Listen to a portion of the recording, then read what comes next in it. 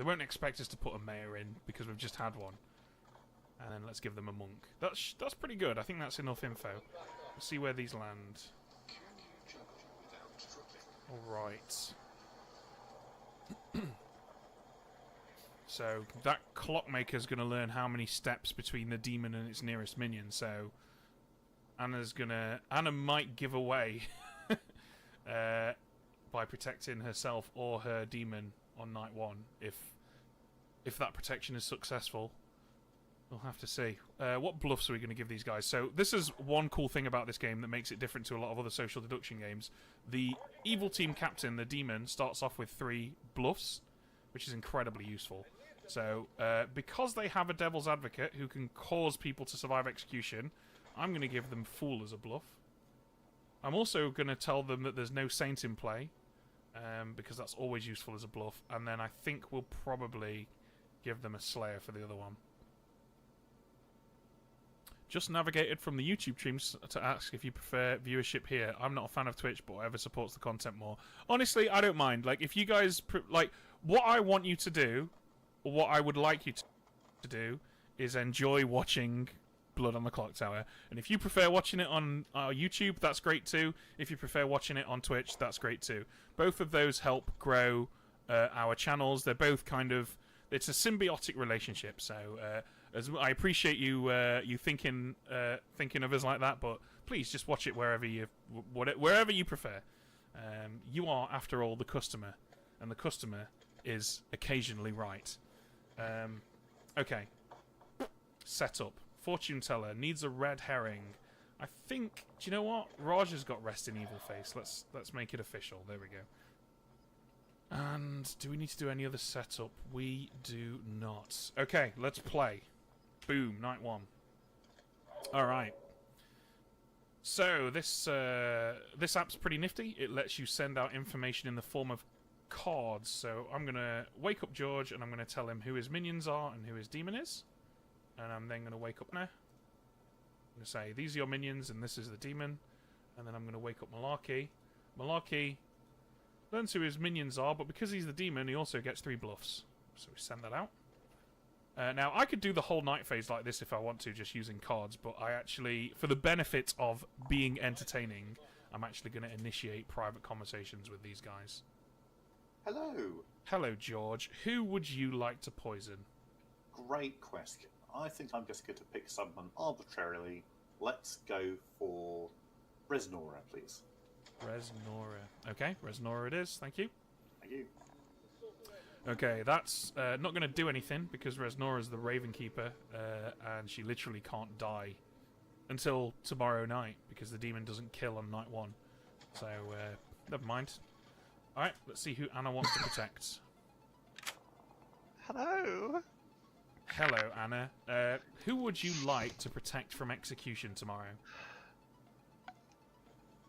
I feel just on principle tonight I should probably protect myself. Okay. Yourself it is. Thank you. Alright, fantastic. So, JC's our empath. He learns how many of his 2 alive neighbours are evil. His 2 alive neighbours are Rhea, who is good, and Anna, who is evil. So JC's going to learn a 1. Hello, JC. You learn that 1 of your alive neighbours is evil. Perfect. Thank you very much, Ben. Much appreciated. You're welcome. That was a rather piercing stare that he gave us.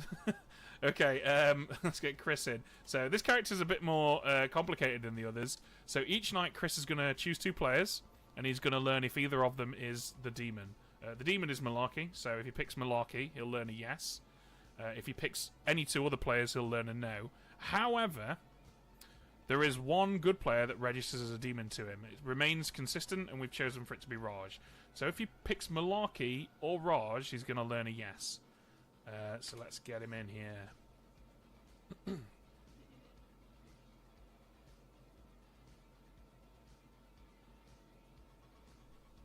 Does require... Oh! Hello, Chris. Sorry to disturb you there. You're currently muted. Sorry, been a complete disaster this evening. That's all right. Hey, it can, look, if you get all the disasters out before the game begins, that's what I say. That is true. That's true. Okay, so pick 2 people. Who's it going to be? Let's go with George and JC, please. JC and George, and you learn that no, neither of them is the demon. Okie dokie, good start. Thank you very much. You're welcome. All right. So, of course, George is evil, but he's not the demon. Okay. That's it. Oh, no, hang on. We need to wake up Aggie. So Aggie's going to learn that the minion... Aggie starts knowing how many steps from the demon to its nearest minion. That's 1 step, 2 steps. So let's get her in here. Hi, Van. Hello. You learn that the minion is 2 steps away from its demon. 2 steps, alright, thank you. You're welcome. She's gone. She didn't hear that. Okay, so I see lots of questions in chat. We have a very helpful community here, so I'm sure they'll be happy to answer. So don't hesitate to ask. But there is a lot going on here. It's quite a complicated game of Blood on the Clock Tower. Well, Blood on the Clock Tower is quite a complicated game. This is a somewhat simpler script, but it's still quite difficult to wrap your head around. But when you do wrap your head around it, it's incredibly satisfying to run and play. Our very helpful community, also caffeine. Wow. Just throwing that shade. Does Recluse also register as Recluse? It can. So its ability says might. So you might register as evil and as a minion or demon, even if dead. So that's up to us. Our job as storyteller is to drive the game towards an exciting conclusion. So this is, as you can probably tell, this is a massively unbalanced game, right? Inherently.